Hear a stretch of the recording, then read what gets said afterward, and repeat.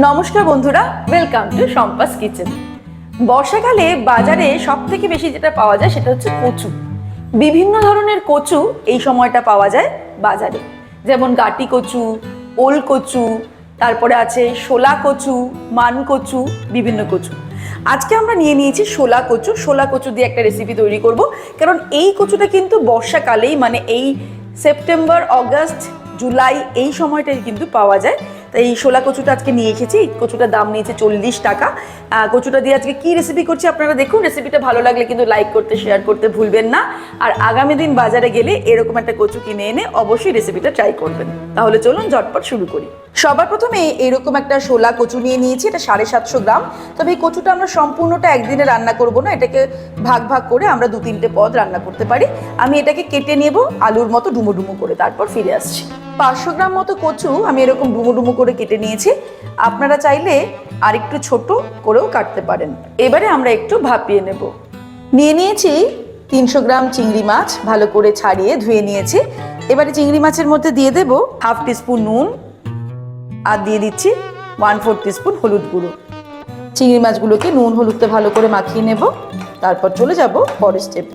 এবারে একটা কড়াইতে কিছুটা পরিমাণে জল গরম করেছি। জলটা যেই ফুটতে শুরু করবে এর মধ্যে আমি শোলা কচুগুলোকে দিয়ে দেব।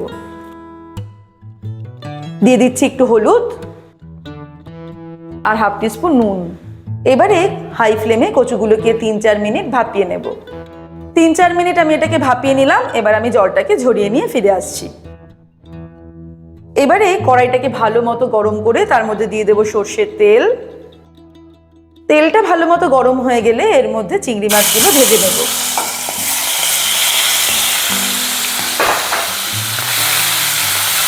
চিংড়ি মাছ খুব বেশি ভাজার দরকার হয় না, 30 থেকে 40 সেকেন্ড চিংড়ি মাছগুলোকে ভেজে নিয়ে তুলে নিতে হবে। চিংড়ি মাছগুলো ভেজে নিয়েছি, এবার এগুলোকে তুলে নেব। এবারে ওই তেলেই আমরা দিয়ে দেব ফোড়ন, যার মধ্যে দিচ্ছি একটা তেজপাতা, একটা শুকনো লঙ্কাকে 2 টুকরো করে দিয়ে দিলাম, 1/4 টিস্পুন গোটা জিরে, আর কিছুটা পরিমাণে গোটা গরম মশলা, যার মধ্যে নিয়েছি এলাচ, লবঙ্গ, দালচিনি আর গোলমরিচ। ফোড়নটাকে ফ্রাই করে নেব 10 সেকেন্ড।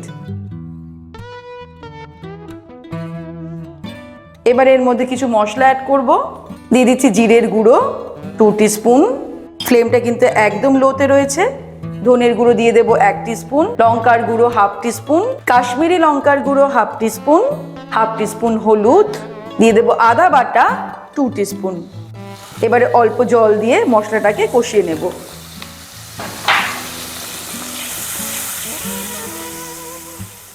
মশলাটাকে 2-3 মিনিট কষিয়ে নিলাম।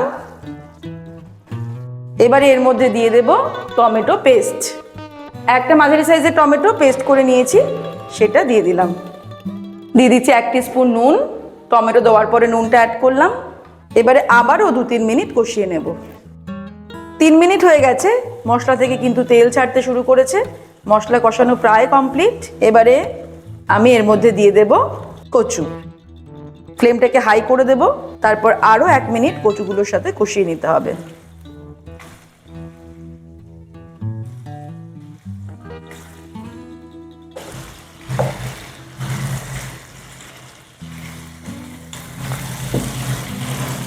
এই সময় একটু নুনটা চেখে দেখে নেব, একদম ঠিক আছে। 1-2 মিনিট কষিয়ে নিলাম মশলার সঙ্গে। এবার আমি দিয়ে দেব জল। আমরা গ্রেভিটা যেমন রাখতে চাই সেই অনুপাতে জল দিতে হবে। যদি আমরা ভাতের সঙ্গে সার্ভ করব মনে করি, তাহলে গ্রেভিটা একটু বেশি রাখতে হবে। আর যদি রুটি পরোটার সঙ্গে সার্ভ করবো ভাবি, তাহলে কিন্তু গ্রেভিটা শুকনো রাখলেও চলবে বা গ্রেভিটা কম রাখলেও চলবে। ফ্লেমটা হাইতেই রয়েছে।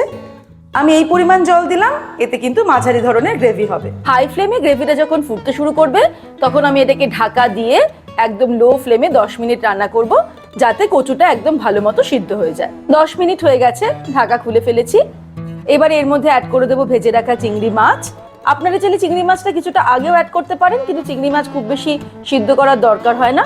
আমি এই তরকারিটা শুধুমাত্র কচু দিয়ে করলাম। আপনারা চাইলে এর সাথে কিছু আলুও এরকম ডুমো ডুমো করে কেটে দিতে পারেন। এবার আমি এর মধ্যে দিয়ে দিচ্ছি 1/4 টিস্পুন চিনি, একটু স্বাদটাকে ব্যালেন্স করার জন্য। তবে চিনিটাও অপশনাল, যারা চিনির স্বাদ পছন্দ করেন না তারা এটাকে স্কিপ করতে পারেন। আর দিয়ে দেবো 1/2 টিস্পুন গরম মশলার গুঁড়ো। গরম মশলার গুঁড়ো দিয়ে এটাকে ভালো করে মিক্স করে নেব আর ফ্লেমটাকে হাই করে 1 মিনিট জাস্ট ফুটিয়ে নেব। ব্যাস 1 মিনিট ফুটিয়ে নিলাম। এবারে আমি ওভেনটাকে অফ করে ঢাকা দিয়ে আরো 5 মিনিট রেখে দেবো স্ট্যান্ড বাই টাইমে, যাতে গরম মশলার গুঁড়োর ফ্লেভারটা ঝোলের মধ্যে ভালো মতো মিশে যায়। ব্যাস তাহলেই তৈরি হয়ে গেল খুব সুন্দর চিংড়ি মাছ দিয়ে শোলা কচুর তরকারি। গরম গরম ভাতের সঙ্গে খেতে কিন্তু খুবই ভালো লাগবে। আজকের রেসিপিটা ভালো লাগলে লাইক করতে আর শেয়ার করতে ভুলবেন না। আর এরকমই দারুণ দারুণ রেসিপির আপডেট পাওয়ার জন্য শম্পাস কিচেন চ্যানেলটিকে সাবস্ক্রাইব করে নিন। ভালো থাকবেন, সুস্থ থাকবেন। আমি আবার হাজির হব নতুন নতুন রেসিপির সঙ্গে।